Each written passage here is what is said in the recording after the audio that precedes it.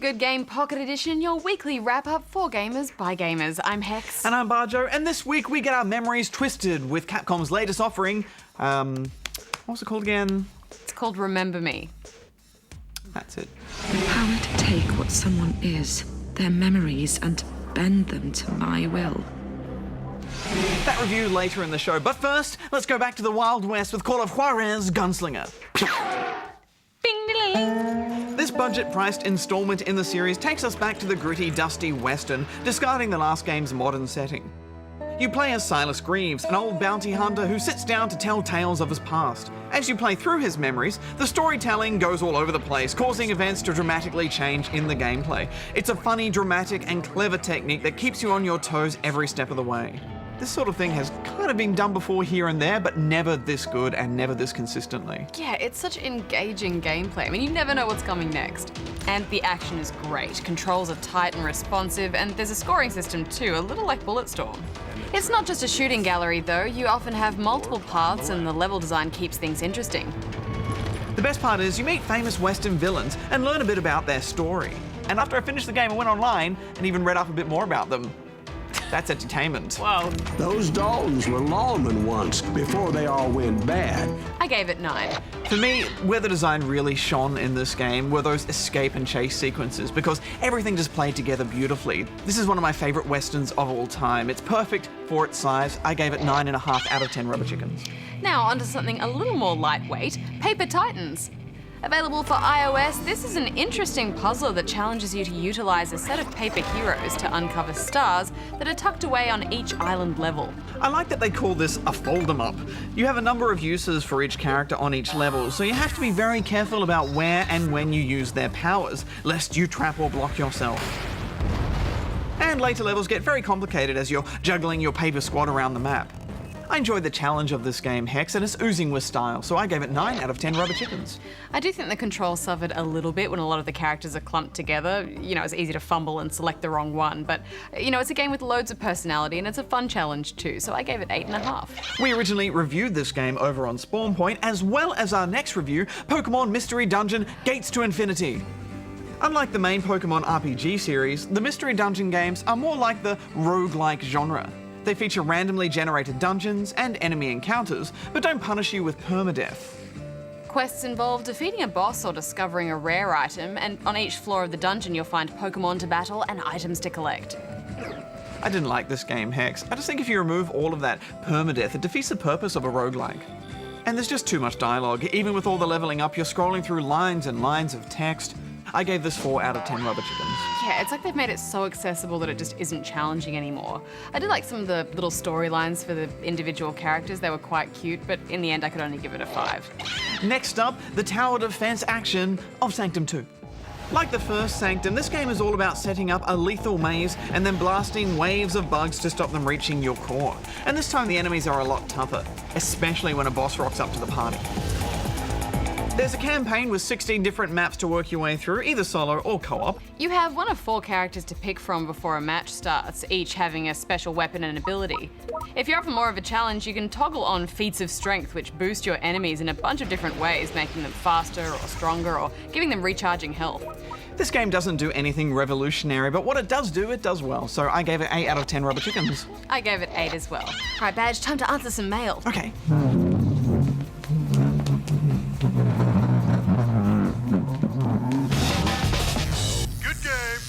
Okay, well, question time, and I think this one from Wade in Sydney, New South Wales is a timely one. Hey Gigi, with the recent unveil of the new Xbox One, could I please hear your thoughts on it? I, for one, am so pissed off it's not funny. It's such a kick in the guts for gamers. Well, Wade, I know where a lot of that anger is coming from, but I think it might be just a little bit too early to get angry just yet because we don't have all the facts. I do agree that the reveal was pretty lame, though, and it had such a huge focus on TV, and the sport didn't help either. Switching between live TV and all my games entertainment is now as fast as switching channels on your TV remote. Although I think the real problem people have with it is they used game policy and internet connection requirements. And even with all the rumors and speculation leading up to this reveal, the fact they didn't directly address address any of those concerns really and explain everything properly is reason enough for us to be a little concerned. Yeah, and not being crystal clear about that seemed just a little bit out of touch. I mean, those are questions that everyone really wanted answers to, so why not just set the record straight? They still haven't actually clarified what the use game policy is, so I don't know, maybe they're just still working it out. Yeah, maybe it is a challenging area, I think, for developers and publishers to have to deal with, and it raises a lot of good questions. How do developers and publishers make money out of second-hand sales without upsetting their customers? Or is that even possible? And should developers and publishers even make money off second-hand games at all? Yeah, and what about the retailers? I mean, second-hand sales are many stores' lifeblood. Some websites are now also reporting that retailers will be free to charge whatever they wish for pre-owned Xbox One games, but both Microsoft and publishers will take a percentage cut of every sale. But we really don't know anything for sure, and come E3 I expect a lot of it will be explained. Yeah. It's also interesting that Microsoft decided to put something in place like this as a stock feature for second-hand games. If there is a second-hand payment system to unlock a game you already own for someone else to run on their account, it's possible that will actually entice developers to develop for Microsoft as well. The second issue that people are up in arms about is being connected online. It seems like the Xbox One will need to go online once a day for authentication just to play your games, and not everyone plays where there's an internet connection. Yes, and that will be a real issue for people, I think, especially those in remote areas who have a horrible 3G and 4G internet or no internet at all. I'm kind of fine with my games needing to authenticate personally because, I mean, that's the way it's been like with Day One from some online services such as Steam, and I think being able to keep all my games forever is a good thing, linked to my account, and maybe that's what the Xbox One will do.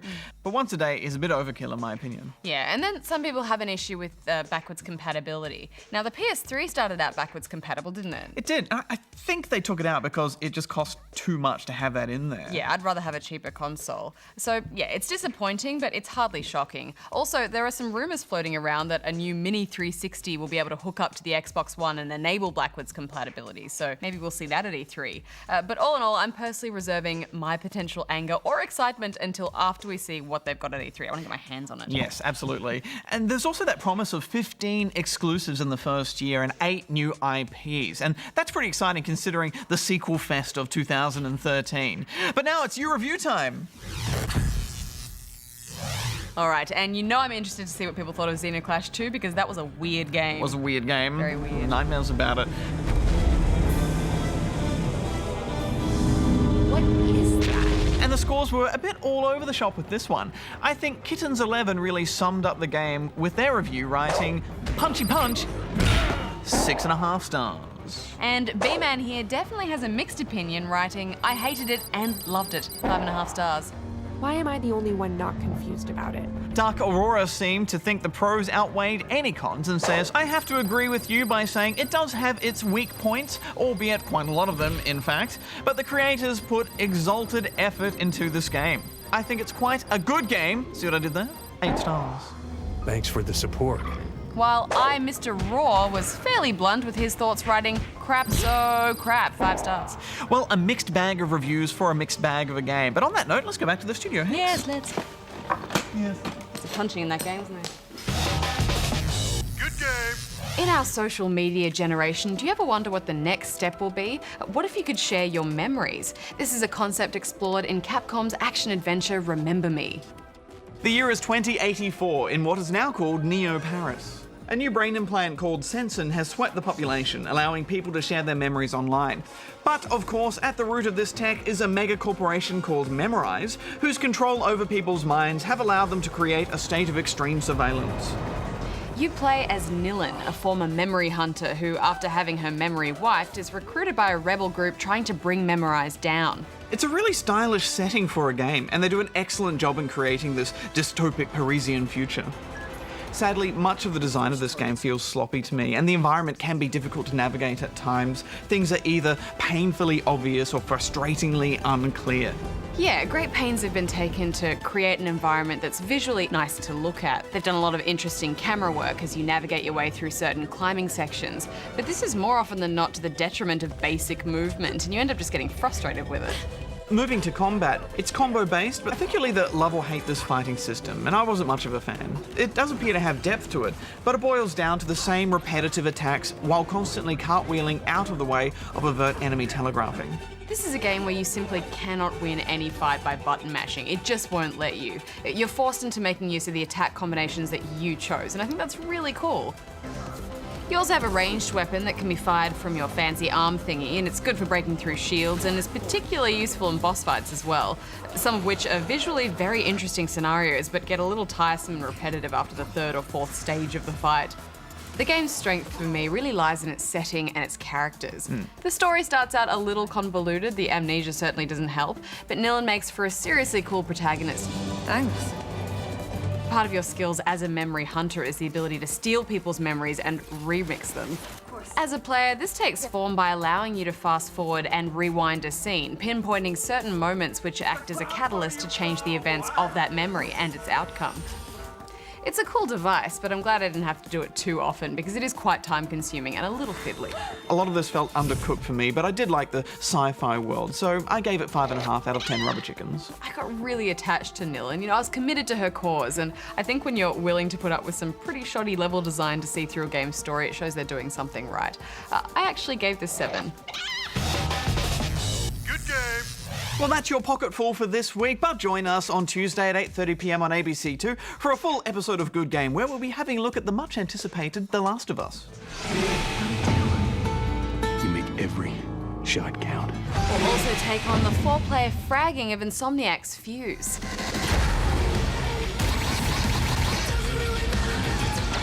So until then, may all your games be rememberable. Barjo out. Hex out. Rememberable? Pretty sure that's not a word. I'm pretty sure I would rememberable something like that.